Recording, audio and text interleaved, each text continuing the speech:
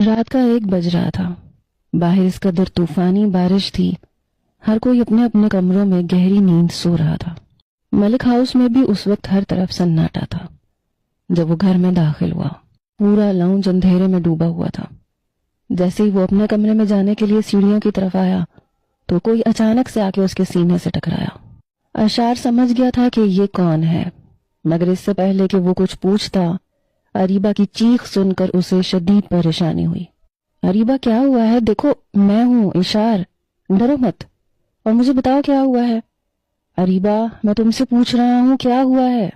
اتنی رات کو تم یہاں کیا کر رہی ہو اور اس طرح بھاگ کے کہاں جا رہی ہو؟ اشار اس کے ڈر کو دیکھتے ہوئے اسے اپنے حصار میں لے چکا تھا اور اسے وہیں لاؤنج کے صوفے پہ لا کے بٹھا دیا۔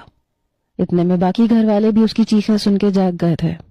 ارے بھائی کیا ہو گیا ہے؟ اتنی رات کو اب یہ لڑکی کون سا طوفان لے آئی ہے؟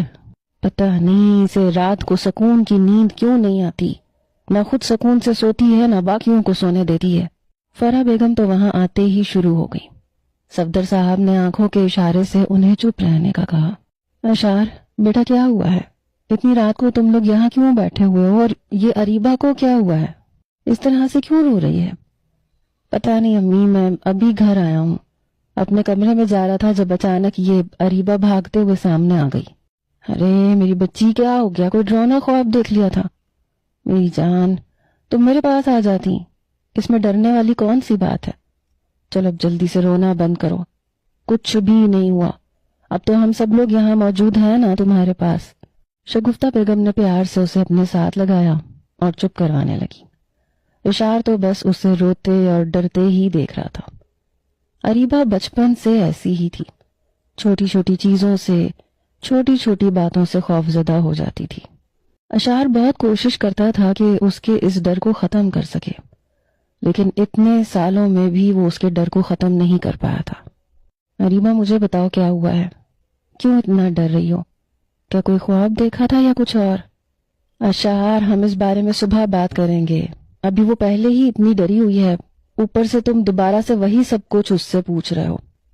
ہونا کیا ہے بھابھی، ہمیشہ کی طرح اس نے یہی کہنا ہے کہ اس نے کسی کو دیکھا تھا۔ مجھے تو یہ سمجھ نہیں آتی، ہم بھی تو اسی گھر میں رہتے ہیں، آج تک ہمیں تو کوئی دکھائی نہیں دیا۔ رات کے اندھیرے میں جو کوئی بھی ہے اس کو ہی کیوں دکھائی دیتا ہے؟ اب میری بیٹی ماہم بھی تو ہے، مجال ہے جو کبھی اس نے رات کے وقت اس قسم کا کوئی تماشا کھڑا کیا ہو اور سب کو پریشان کیا ہو۔ خاموشی سے اپنے کمرے میں جا کے سو جاتی ہے۔ پتہ نہیں اس مہارانی کو ہی کیوں چیزیں خوفزدہ کرتی ہیں۔ فرح کی باتیں سن کے شگفتہ بیگم کو غصہ آیا۔ انہوں نے اریبہ کو اپنی بیٹی بنا کے پالا تھا، اور کوئی ان کی بیٹی کے بارے میں اس طرح کی باتیں کرے وہ کیسے برداشت کرتی؟ رات بہت ہو گئی ہے، مجھے لگتا ہے کہ سب لوگوں کو اپنے کمرے میں جا کے آرام کرنا چاہیے۔ جو بھی بات ہے ہم صبح اس بارے میں بات کریں گے۔ اریبہ بیٹا تم چلو میرے ساتھ میرے کمرے میں۔ اشار تم بھی تھکے ہوئے ہو، جا کے اپنے کمرے میں آرام کرو۔ وہ اٹھی تھی، انہوں نے اریبہ کا ہاتھ پکڑا، اسے اپنے ساتھ کمرے میں لے گئی۔ پیچھے کھڑے صفدر صاحب اور ماہم بھی اپنے اپنے کمروں میں چلے گئے۔ اشار کافی دیر تو وہیں بیٹھ کر یہی سوچتا رہا کہ آخر آج اریبہ کو کیا ہوا تھا۔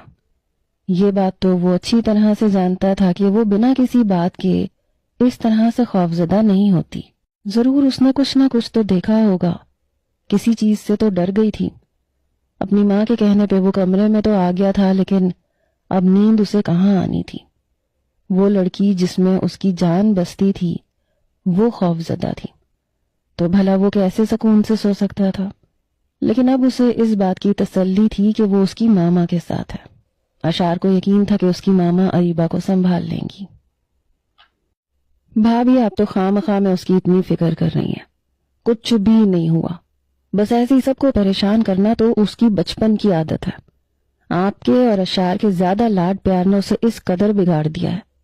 کل کو دوسرے گھر جائے گی، وہاں جا کے اگر اس طرح کے ڈرامے کرے گی تو وہ لوگ تو ہمیں باتیں کریں گے نا۔ چاچی جان آپ کو اریبہ کی اتنی فکر کرنے کی ضرورت نہیں ہے کہ اس کا مستقبل کیسا ہوگا اور کیسا نہیں، وہ سب میں سنبھال لوں گا۔ فی الحال آپ اپنے ناشتے پہ دھیان دیں۔